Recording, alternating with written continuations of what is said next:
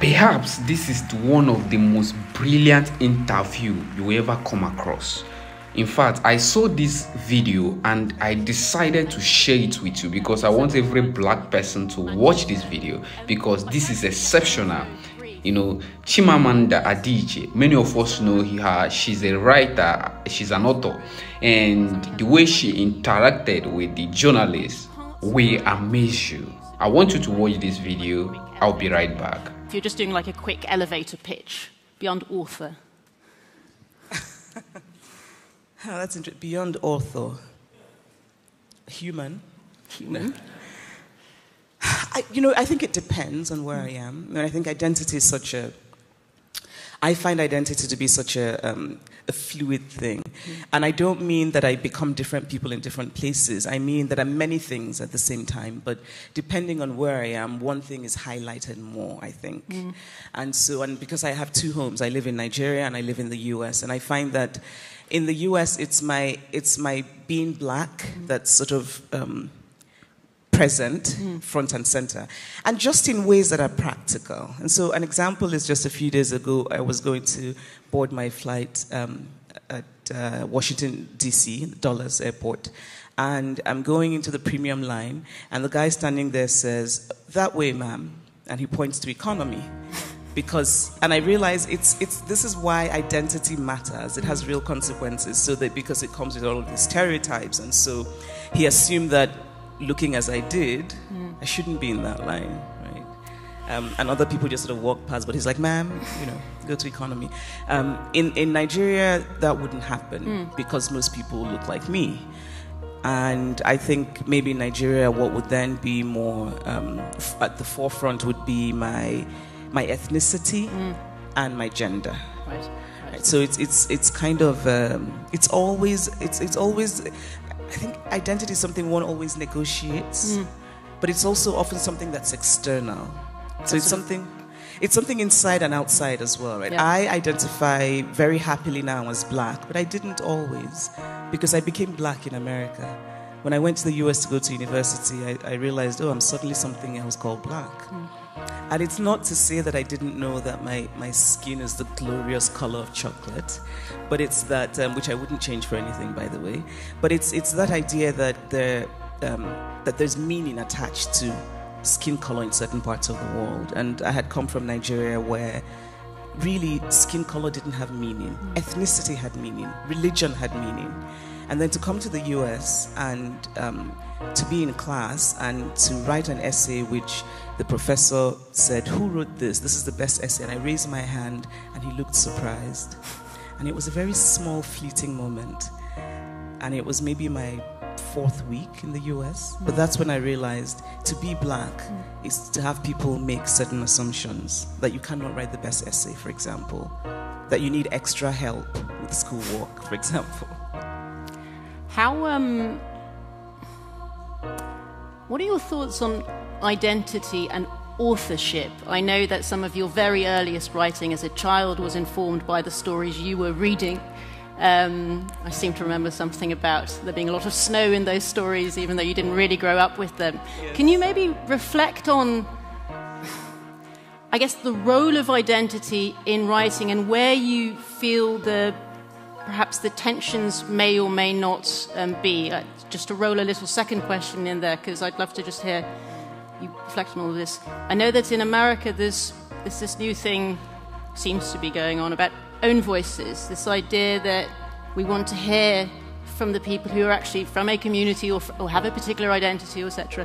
Do you on the whole see that as a positive development, or is there also a danger that we only want to hear about black people from black people, white people from white people, women from women, etc.? I think it's complicated because I do think we need to have more voices. We need to have, because I think storytelling doesn't exist in a vacuum. There's always questions of power and access. And so I think that many people who feel very strongly about that are coming from a good place. But there's always a danger, I think, of then reducing things and becoming very reductionist. I'm a keen believer in having more voices, having more stories, having different kinds of storytelling.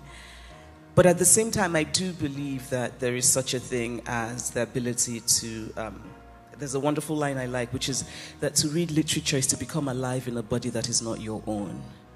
And I think that sometimes also to tell stories is to inhabit bodies that are not yours. And so I want to be able to tell whatever story calls me.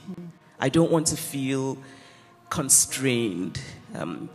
If I choose tomorrow to write a story about a woman who lives in Stockholm and is blonde and blue-eyed, I want to be able to write that.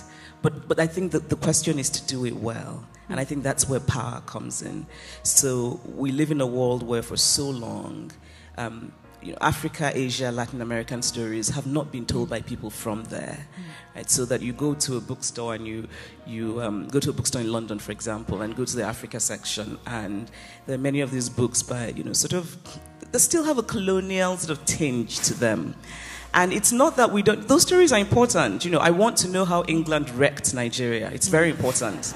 But because, actually what's happening in the world today, if you look back historically, I find it so interesting because I think if you look back at what's happening all over, we're talking about Hong Kong a few minutes ago, you just find that England has been meddling in all of those places. And now we're being haunted by the past. That's what's happening today. But anyway, I won't go into a rant about that. I don't think we have the time. But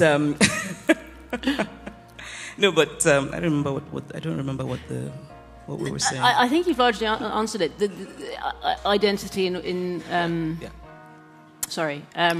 I think you've largely answered it. But what I actually wanted to follow up with on there is the sensitivity around all this. And maybe that's quite a nice bridge to more generally language, literature, but generally also just discourse in this room and everywhere, and comfort, the need for comfort and staying away from discomfort. And I thought this would be a good moment to bring in my personal favourite, Americana, which you have once reflected on as your fuck you book.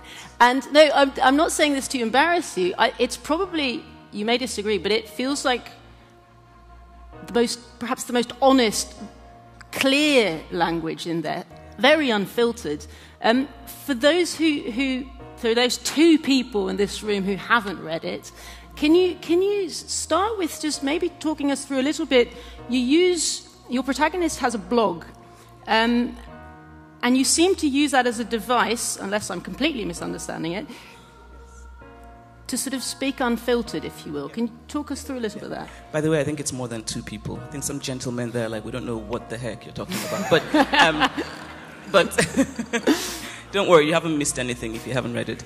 But I wanted to, and I did say it's my fuck you book. And I think I maybe had a glass of wine before I had that interview, because then these things haunt you, right? People are like, you said it. But I do, and what I meant, and I stand by it, it is my fuck you book, because I wanted to write the book I wanted to write. And I felt that a lot of literature was very, that in the name of nuance, people were not being honest. Especially about things like race in America.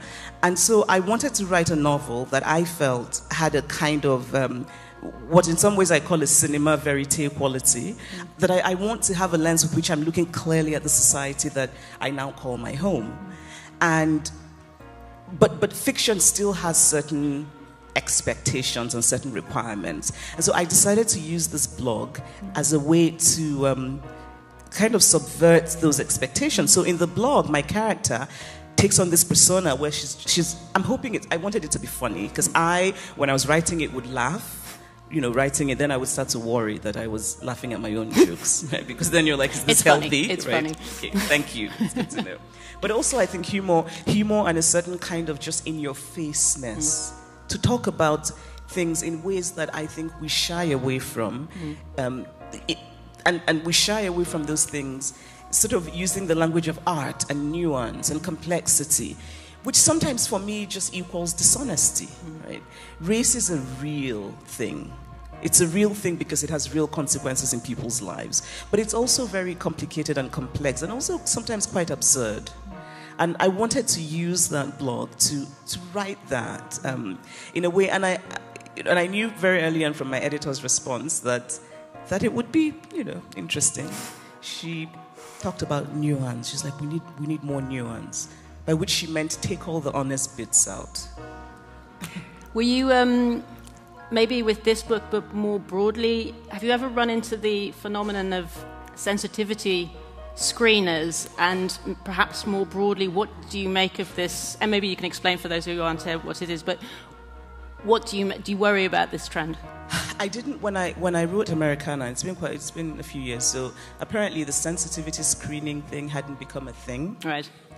So sensitivity screening is something where you write a book and then sensitivity readers read it to find out who can possibly be offended and what you need to change.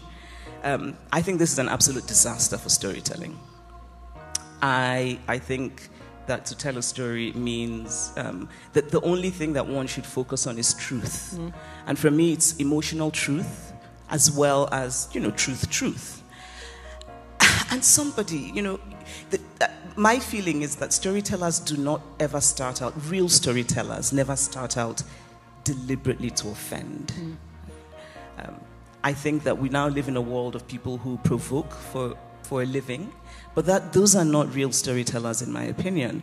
People who tell stories are telling stories because they're seeking truth. And, maybe somebody will be offended, maybe, but I don't think it's healthy for storytelling, for the enterprise of storytelling, to have sensitivity readers. Because in the end, you're just going to flatten the story, right? You're going to...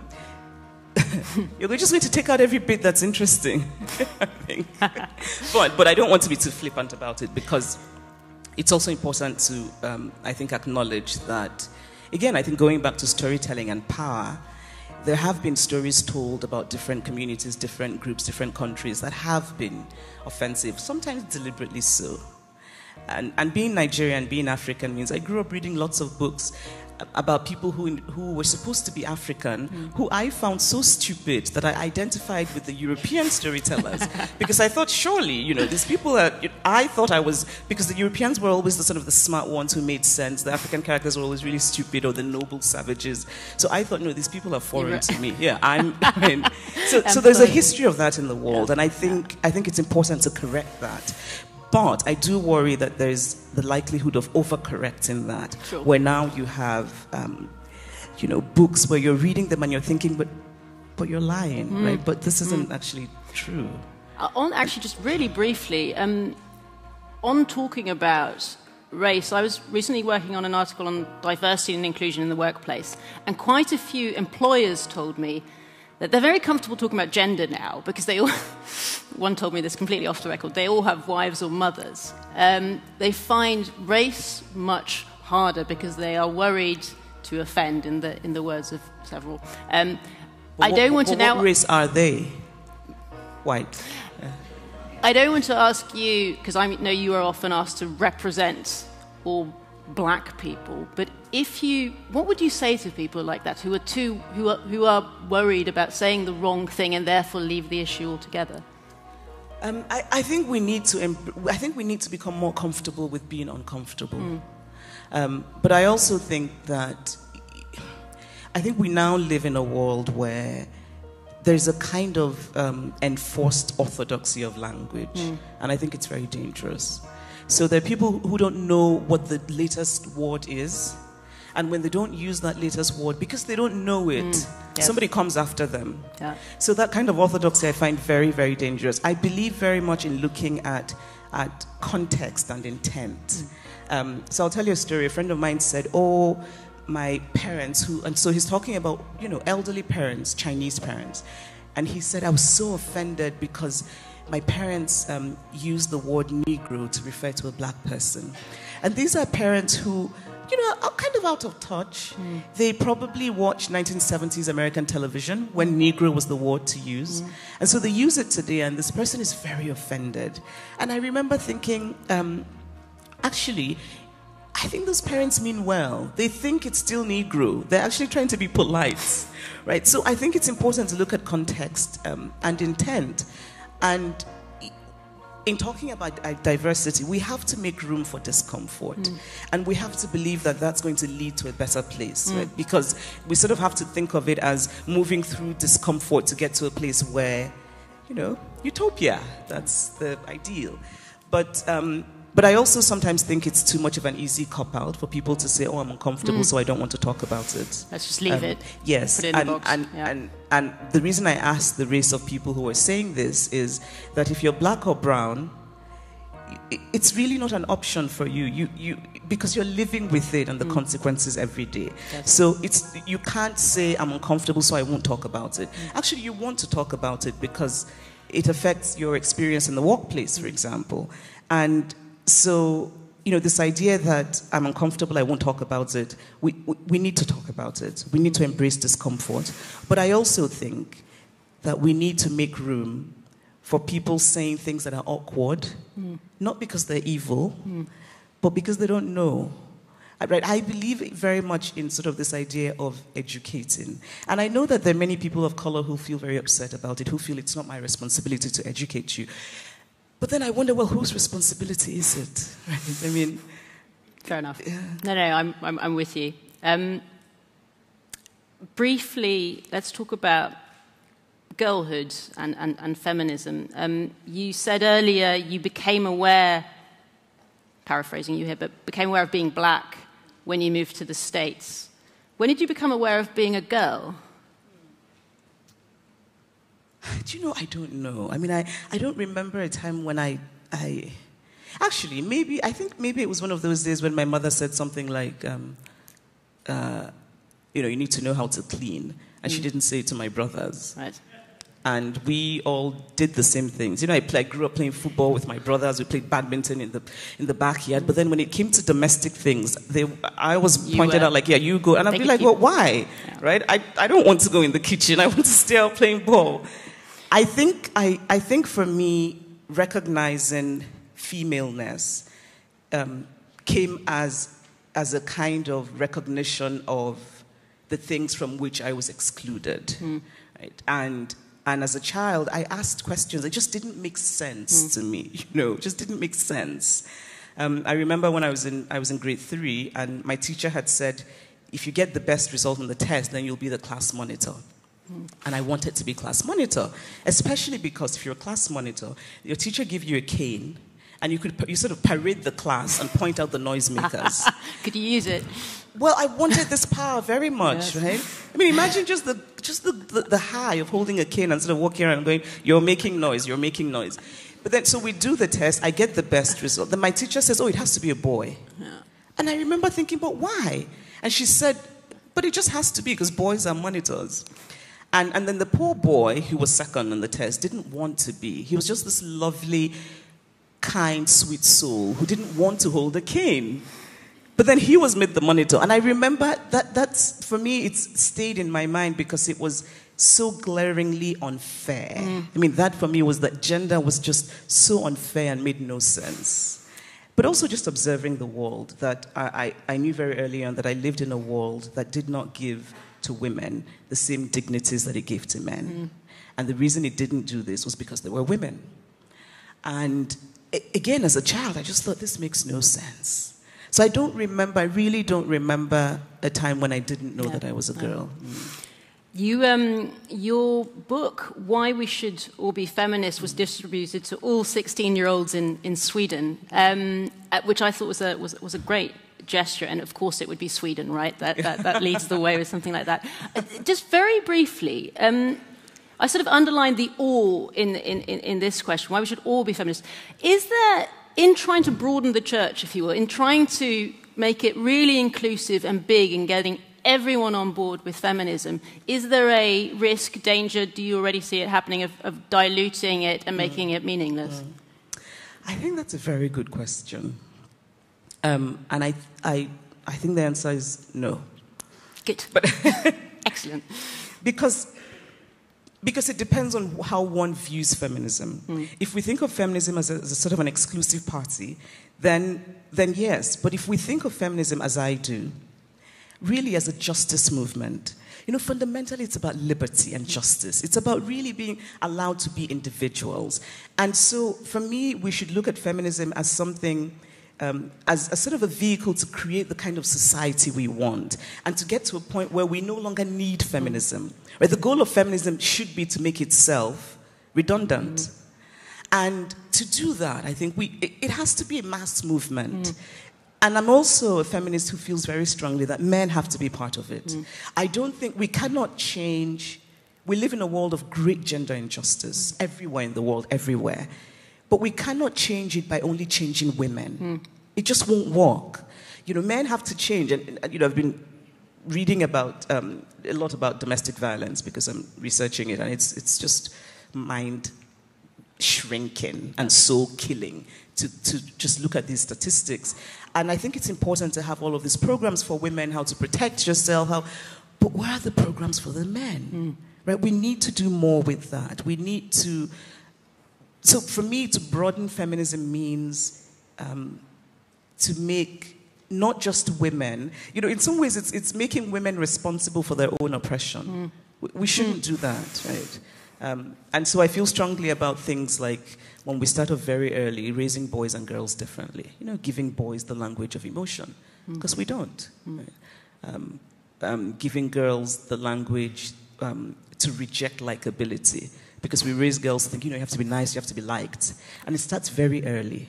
Right? When the little boy falls down in the playground, we don't really hug and kiss him. We're like, oh, you know, get up, toughen up, yeah, be a man. Get up, be a man. Yeah. When the girl falls, we're like, oh, right. But at the same time, when the boy breaks things, we say, oh, he's a boy. When the girl breaks things, we're like, you're bad. And I feel as though we need to sort of get to a middle ground where we do the same things for both. Right? Where we both give them room to break things, because I wish I had more room to break things when I was growing up. But also where we give boys the language of emotion and we give them more hugs, right? When he falls down, give him a kiss. Don't tell him to man up. Because he too, you know, maybe he wants to cry.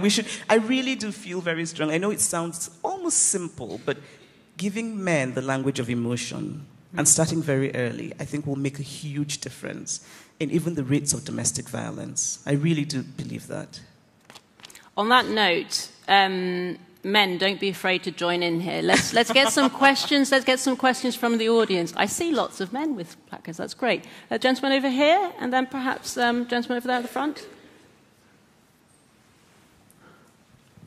Thank you. You have very lovely hair. I wish I could wear mine like that. But you mentioned you live both in the States and in Nigeria. Is female hair, as political in Nigeria as it is, obviously, for black women in the States? I'm so glad you asked that question. I think the short answer is not no, right? Not quite as political. And I think the reason in the US hair is so political, black women's hair, I think women's hair is political, right? In the way that, you know, white women have to cover their grays, that sort of thing. But black women's hair in particular. And I think it's because America is a country that is deeply racist. And so race becomes a thing and hair becomes a thing. In Nigeria, not so much. Because Nigerians don't care. We're just like, whatever. Everybody has a long weave that reaches their knees and they're just fine. But I think hair is political for black women in the sense that I think that black women really are the only people in the world who are expected to change the hair that nature gave them in order to fit what is called the mainstream ideal. And so to have natural hair then becomes a political statement when you don't want it to be. Right, in the way that when white women let their gray show, people think, oh, maybe she's crunchy and she does yoga, right? But maybe she just doesn't want to put color in her hair. And so when a black woman wears her hair natural, they're like, maybe she's very black power and very Angela Davis and, you know. But actually, she just doesn't want chemicals in her hair. But there are consequences for it because she goes for an interview and people are already thinking she's not a good cultural fit because she's wearing the hair that God gave her.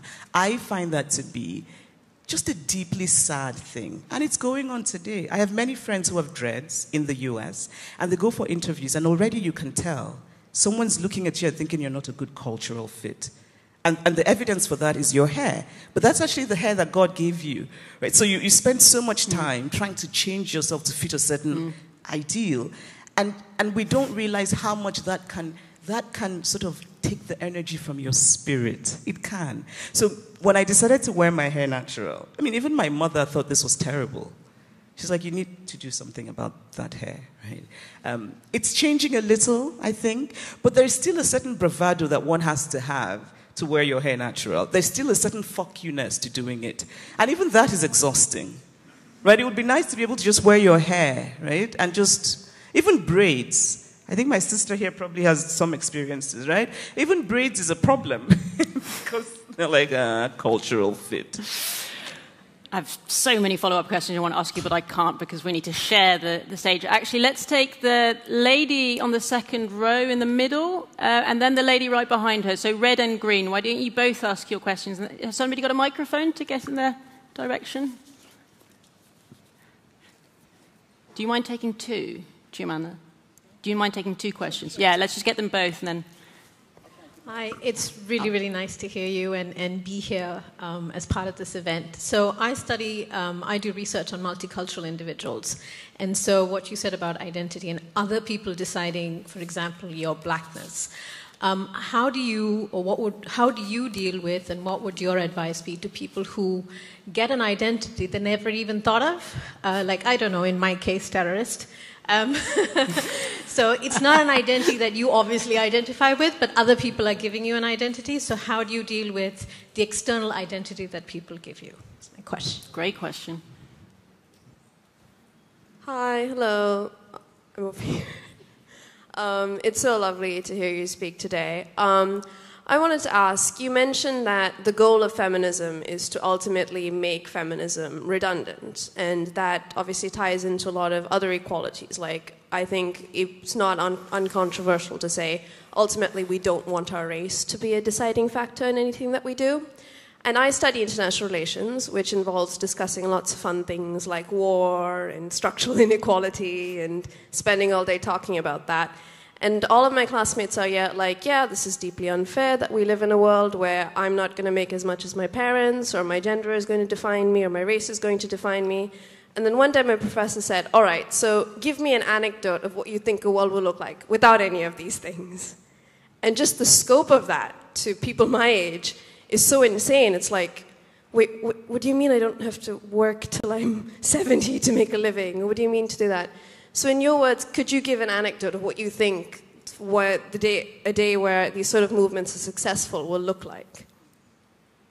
So to that question, I don't think that when we reach the goal of making feminism redundant, eradicating racism, and all of those things, it's not going to necessarily be a utopia. We're not all going to get along. We shouldn't all get along, right?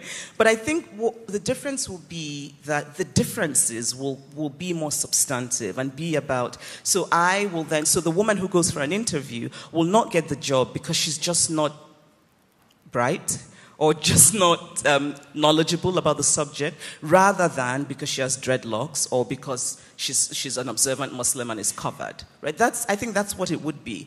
And the idea of not walking until you're about to drop dead from old age shouldn't be so radical. I mean, even if we go back in history, the societies where, people didn't walk until they were 85 and died. And maybe also we need to question, and I know this is The Economist, but whatever.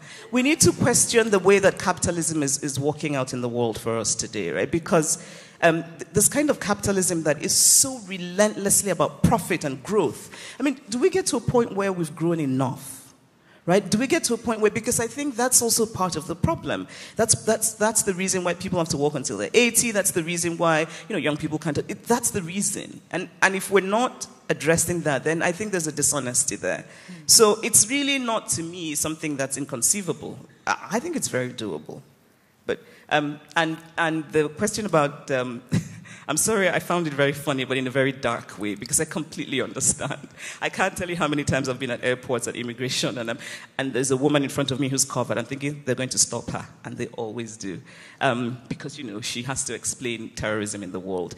I think the identities that we don't, that are imposed on us, I think are the most difficult, because it's sad to say, but you don't really have a say in it. And again, this is why I think maybe storytelling makes a difference.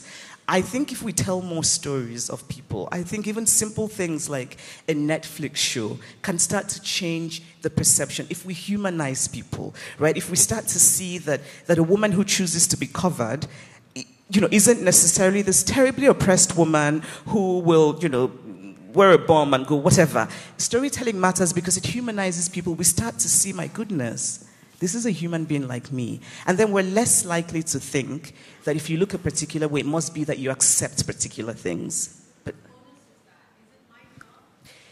it's no, I think putting it that way makes it no. It's not your, well, it's your job if you have the opportunity. If you work at Netflix, it's your bloody job to make sure that you get more brown stories told. Yes, it is. Because, the other thing is, I was reading this book about data and women and data, and a lot of the things that are in the world have a male stereotype. Like they're based on a male archetype.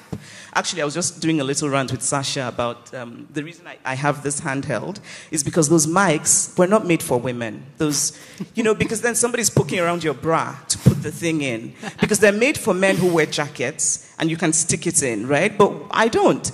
And so in general, even holding this for me is a feminist act of defiance. Because I'm like, I'm not doing that, right? And so the reason...